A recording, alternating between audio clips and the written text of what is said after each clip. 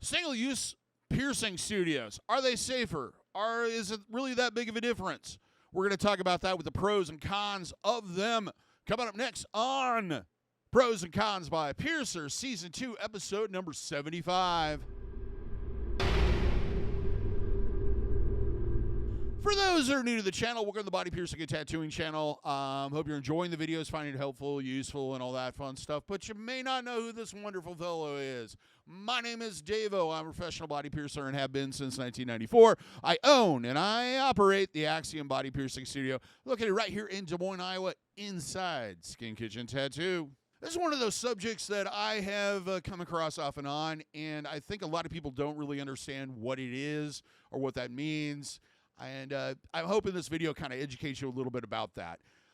The traditional way of doing piercing, and the way that we've been doing piercing since the 70s, is to, on certain metal tools where there's limited contact with blood and etc., and do not wear out, they're durable, we will reprocess them and re-sterilize them. Things like forceps, hemostats, piercing jewelry tools, ring expansion pliers, guide pins, etc., taper pins.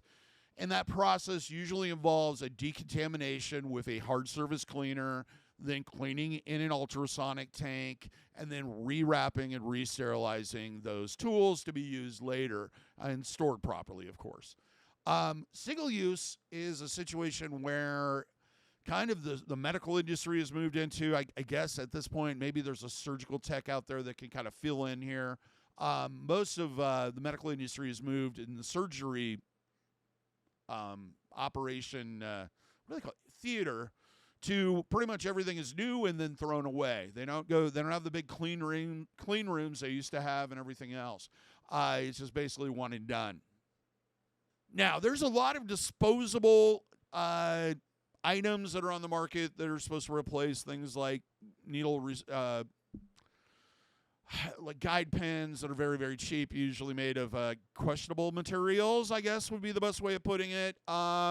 There are plastics, there's glass, there's all kinds of other stuff. Me personally, I've found most of these tools completely useless or questionable in what exactly they're made out of, and maybe a little bit more on the unsafe. Plastic, especially because it has rough edges to it sometimes. So long time ago, just kind of gave up on the whole idea of having disposable tools. Now, if that was the case, you're a single use, it'd make my life a lot easier because I have less to do. One thing I do not have here is less to do. If you can imagine running a studio, piercing, and doing all that stuff, and then having a YouTube channel, things can get a little busy. But anyway, so let's get into the pros and cons of this. A minor reduction in transferring pathogens from one person to another. It's a reduced risk. This one I kind of get, but at the same time I don't, mainly from the standpoint of if you are doing your processing, reprocessing, decontamination, etc., of your tools, this shouldn't be an issue. Of course, it does take that human element out of it and kind of reduces the likelihood of error. However, during manufacturing, during storage, and etc., these tools could easily be contaminated in one of those processes or not properly autoclaved in the first place and sterilized. No wear and tear on tools. You don't have to worry about corrosion. You don't have to worry about chips and cracks, scratching jewelry because the surface isn't the way it used to be, causing undue pain because when you use the taper pen, it's gotten old, it's kind of scratched up. This one I can see. Using a brand new of anything always makes the experience a little bit smoother, less likely to cause additional trauma. Next one, it reduces the amount of exposure that the people working at the studio have with contaminated items. If you are taking these items and just throwing them in a biohazard container to be processed as bio-waste, then there's none of this reprocessing. There's no contact with that contaminated item, so the staff is less likely to get something. Number 4, it's a time saver. You don't have staff that has to sit down and reprocess these tools every day or every couple days. There's less work involved. There's less costs involved. There's less running of the autoclave. There's less wear and tear on your materials. You don't have to replace the ultrasonic tank because it isn't used ever.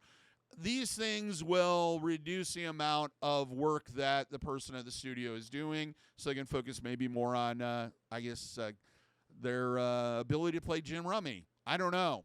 And the last one, number 5, reduces the cost of decontamination, reprocessing, wrapping, and sterilizing materials, tools. With this, you're not gonna have to run the autoclave as much, so that's gonna reduce the wear and tear on that. It's also gonna reduce your maintenance costs. It's gonna reduce the amount of distilled water you use. It's gonna do a lot of things in that direction. Also, it's going to get to a point where you're not having to buy as much hard surface cleaner, though I don't know exactly how you would do that. You probably just end up wasting a bunch of it. You're not going to have to pay staff to do that. So that's, if you're one of those shops which pays people to do this, you don't have any costs involved anymore. You don't have to buy pouches. You don't have to buy, any of this stuff that's going to need to be required to properly maintain and continue to decontaminate and reprocess and sterilize all of your tools. Now let's move on to the cons, the disadvantages, the things that make you go, maybe not. The first one being is that it does increase the cost of the piercing. Because you are using tools that can range in price on a wholesale level between, a good pair of forceps can range anywhere from, the kind of low-end ones right around $7-8, all the way up to $30 for the really, really nice ones. That's a cost that's going to be part of the piercing. How much your taper pins cost. The ones that we like to use for the threadless, the Invidious ones with a really long stem on them, those are going to cost you $5 or $6 a piece. Hemostats, those can range in price once again from $7-8 all the way up to $30, depending on the quality of the actual tool. Needle expanding pliers, all that stuff costs money. So if you're using it once and throwing it away, it is going to increase the cost of not only just the piercings, but changing jewelry, downsizing, everything we do with tools. So how is that going to be paid? Higher piercing prices. Charge at $20-30 to change jewelry. That's why these things happen at certain studios. Other studios is just because they want more money. Number 2, it's going to increase the cost of biohazard disposal. Everybody uses or outsources this to third parties that are regulated, etc. The more of this stuff you produce, the more often you're going to be shipping off, the more often you're going to be buying new biohazard containers. It's going to skyrocket that price quite a bit. In this day and age, that can get a bit expensive. So there's another added cost that you're going to pass on to your clientele. Number 3, I've heard the argument that it doesn't do this, but it impacts the environment. I don't care what anybody says. You are using more metal, you're using more materials, thus you're using more resources that are not, in most cases, stuff that just magically grows out of the ground. This is basically taking metal objects and disposing of them. There is a very large, if the entire piercing industry did this, there would be a large impact on the environment as far as I'm concerned. We produce enough trash as it is because we have to. This is just adding to that. Number 4, plastic and disposable style and composite and etc. usually are lower quality tools. They're tools that don't work as well as the ones that are designed to be repurposed and reused over and over again. The reason why you invest in better tools is so that your life is easier and you have better results. It's the same reason why if you buy a screwdriver at a convenience store, it's not going to last as long as one that you buy off of one of those fancy tool trucks. There's a reason for this. They're better quality. They're more expensive. There's a reason for that. When you're using disposables like plastics and etc., you're not going to have the same results, in my opinion, that you would have using good old-fashioned, made-of-metal, high-quality tools. Number 5, it can create a situation where there's an incentive not to use as many tools during a piercing or jewelry change or what have you. You may have a situation, especially with smaller shops, where the margins are very small and they're doing maybe not a huge volume of people. Spending that little bit of extra money might be the difference between breaking even and not breaking even that month, or getting a little extra money to go have some fun time.